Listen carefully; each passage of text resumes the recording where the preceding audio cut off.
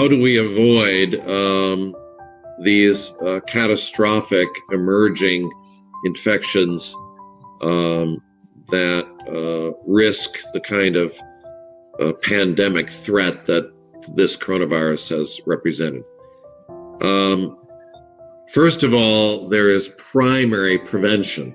How do we avoid the viruses coming into humankind to begin with? And the closer that humankind comes to the natural parts of the world, the more likely we are to have zoonotic emergence.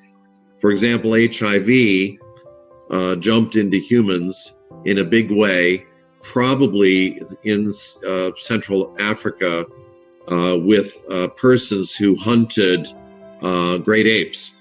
And those hunters most likely infected themselves when they processed the meat, cutting up the animal for meat, and they might have had cuts on their hands, and they might have inoculated their hands, and then because the virus could be spread sexually and could be spread blood to blood, then it spread around the world and caused the great HIV/AIDS pandemic, which has killed more than 32 million people in the last 40 years. So that was originally a zoonosis. And then SARS was a zoonosis, and the novel coronavirus, the COVID-19 disease, is caused by is a major. So we're seeing this on a regular basis, catastrophic spread around the world of viruses that have emerged from wild animals.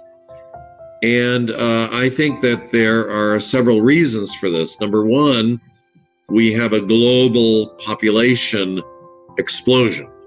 When I was a boy in the 1950s, there were 2.4 billion people on Earth. Now there are 7.7 billion people. And that's just in my lifetime. In the lifetime of my children, there will be 10 billion people on Earth. So we are pressing against the rainforests. We're pressing against the natural environments just because of our pressure and our demand for food. We're chopping down forests for grazing areas and for farms. And we're creating tremendous pressures on Earth. Second of all, climate change is resulting in a diminishing space for humans. For example, we have the phenomenon of desertification. So the deserts are growing each and every year. Hundreds of kilometers of grazing areas and farm areas are being consumed by deserts where we don't have enough water to irrigate. So we're expanding deserts and pushing populations into more crowded areas. And I believe that this also is going to accelerate population density and proximity to the natural world and risk to the population. And a third risk that's related to population pressures and global warming is the loss of species diversity. So we have the world reefs in the oceans dying, being bleached from acidification and warming. Well, this is radically altering the ecology of the oceans, and we already see overfishing and shifting of fish populations. And when people can no longer fish for a living, they're going to try to make their living off the land. The land is already pressured.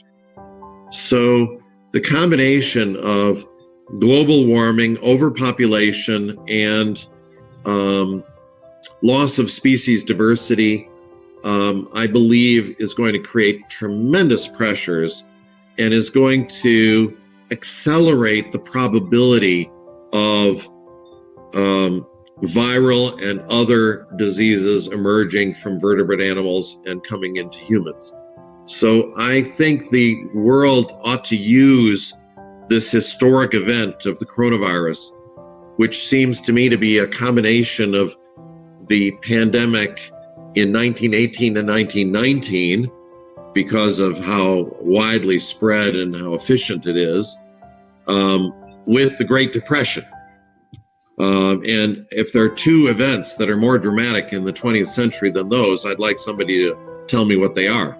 Perhaps only the Holocaust would compete with that sort of drama of what devastation has happened to the earth in the 20th century.